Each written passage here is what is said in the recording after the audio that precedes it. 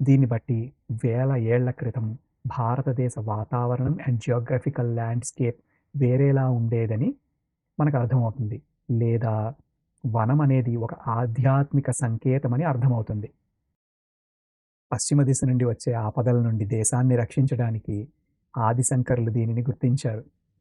రక్షణ అనే గొప్ప వ్యవస్థని, రక్షణ ఇచ్చే తత్వాన్ని మనకి వ్యక్తీకరించే ఒక గొప్ప పుణ్యక్షేత్రం ఇది. నాగేశ్వరుడు మనల్ని విషం నుండి రక్షిస్తాడని నమ్ముతాం మాట. అది శారీరక విషమైనా కావచ్చు, మరియు నెగటివిటీ అనే ఒక విషం నుంచి కూడా మనల్ని రక్షిస్తాడు. అలాగే ఏ రకమైన విషమైనా సరే, విషపుట ఆలోచనలు అంటే నెగెటివ్ థాట్స్, నెగెటివ్ ఎనర్జీస్, అన్ని రకాల నెగటివిటీస్ నుంచి మనల్ని రక్షిస్తాడు అనే గొప్ప విషయాన్ని మనం ఇక్కడ తెలుసుకోవాలి.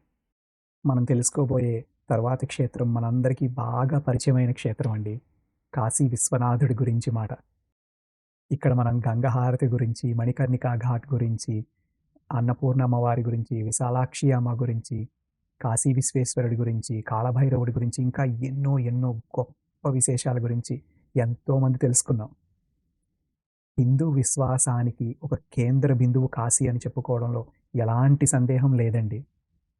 మనం భూమిపై ఉన్న అత్యంత పురాతన నగరానికి చేరుకున్నమాట.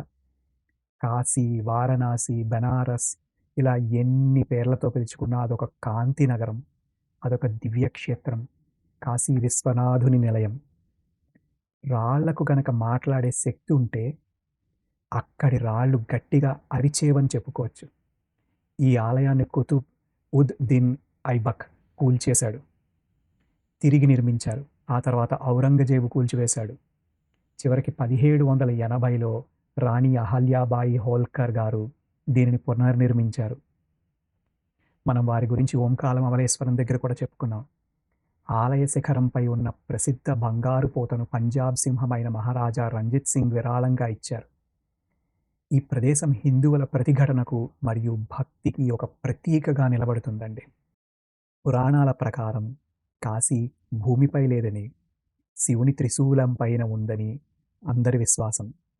కాశీఖండం ప్రకారం కాశీ మట్టితో చేయబడలేదు, అది మంత్ర సత్వరూపం. అందుకే ప్రళయం వచ్చినప్పుడు కూడా కాశీ మునిగిపోదు, నీటిపై తేలుతుందని ప్రతీతి. ఆదిశంకరాచార్యులు అన్నపూర్ణాష్టకం రాసింది ఇక్కడే. మోక్షాన్ని శివుడిస్తే ఆ మోక్షాన్ని పొందే శక్తిని అన్నపూర్ణాదేవి ఇస్తుందని ఆయన తెలియజేశారు.